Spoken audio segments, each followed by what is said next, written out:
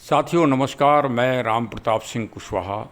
आप देख रहे हैं हमारे चैनल ज्ञान एंड नॉलेज का प्रोग्राम मंथन। आज हम रायबरेली विजिट में हैं। रायबरेली क्षेत्र में जब चुनाव चल रहा था तब तथाकथित बहुत सारे पत्रकार बंधु यहाँ विभिन्न चैनलों के आए थे और जिन्होंने यहाँ पर बड़े बखान किए थे कि बड़ी प्रगति हो गई है रायबरेली की।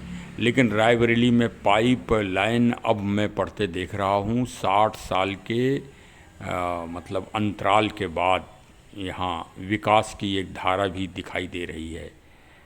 लेकिन खेत लहरा रहे हैं किसान के, खेत में किसानों ने अच्छी मेहनत की है। और पर्यावरण और प्रकृति के जो 3 सूचक होते हैं बारिश के, एक मेढक, एक मोर, एक जुगनू, एक झींगुर, वो गायब हो गए हैं। और अगला नंबर किसका? मैं कह दूंगा कि आपका, तो आप नाराज़ हो जाओगे। भाई नाराज़ मत हो, लेकिन नंबर तो आएगा। जब ये प्राणी भी साफ हो रहे हैं तो किससे? कीटनाशक से। कैसे? पहले कैंसर होगा या अस्थमा होगा या और नए कोरोना हो जाएगा, होगा सब प्रकृति के दोहन से ही। जब ये हम जीवों की रक्षा नहीं कर पाएंगे तो फिर प्रकृति आपकी रक्षा नहीं करेगी ना, कभी मत सोचिए। चलिए खेती के खेत खलियान को देख लीजिए, इससे कुछ मोटिवेशन ले लीजिए। देखिए आज हम आ गए हैं चलते चलते जनपद रायबरेली। अब रायबरेली तो आप जानते ही हो कि भाई राजनीतिक वर्चस्व का क्षेत्र है।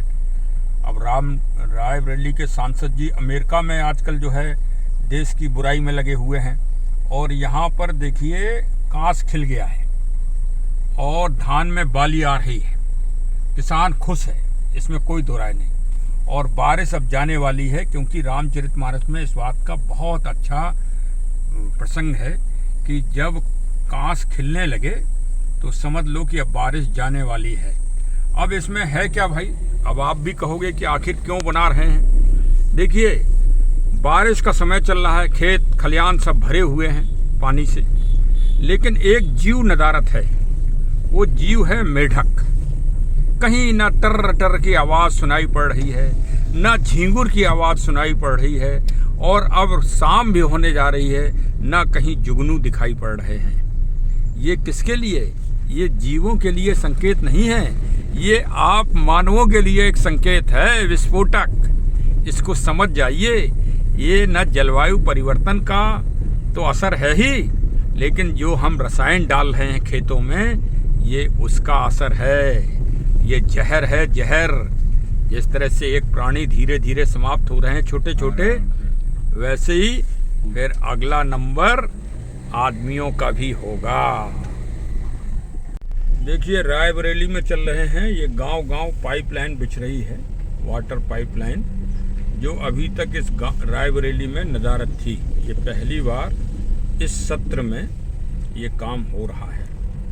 और लोग बात कहते हैं कि भाई सरकार में काम नहीं हो रहा है। अब यहाँ की जनता ने, रायबरेली की जनता ने भारी मत से सांसद बना ही दिया है, इसी बात के लिए कि विदेशी भूमि में जाओ और वहाँ भारत के लिए आंसू बहाओ, रो, अपने क्षेत्र में कुछ भी मत करो। एक पाइप क्या, एक तार मत बिछवाओ, क्योंकि रायबरेली की महान जनता तो अगली बार फिर से आपको वोट देगी। वाह भाई वाह, भारी वारी जनता रायबरेली की। चलो पाइप से पानी तो ज़रूर पी लेना भाई, क्योंकि अभी तक जो गाँव की स्थिति दिखाई दे रही है वो बड़ी दयनीय स्थिति रायबरेली में दिखाई दे रही है। सत्य है ये।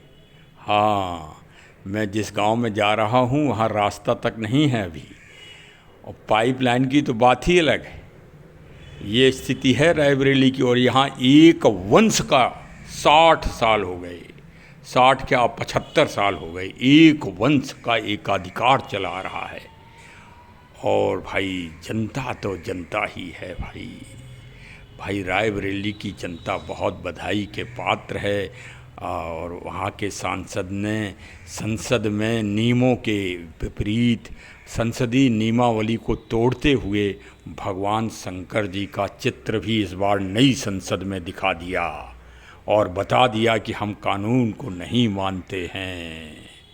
खैर वो तो अलग बात है।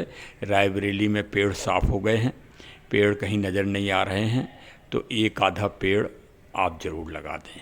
हाँ भाई, ये करते चलें और सबका विकास तो हो ही रहा है सरकार में, लेकिन प्रकृति का विकास, सृष्टि का विकास ये आप कर दो अगली आने वाली पीढ़ी के लिए। तो चलो आज इतना ही बहुत है। और धान के खेत तो वास्तव में लहला रहे हैं, इससे तो मन प्रसन्न हो रहा है। चलिए साहब, बहुत बहुत धन्यवाद, धन्यवाद। जय हिंद, जय हिंद, जय हिंद।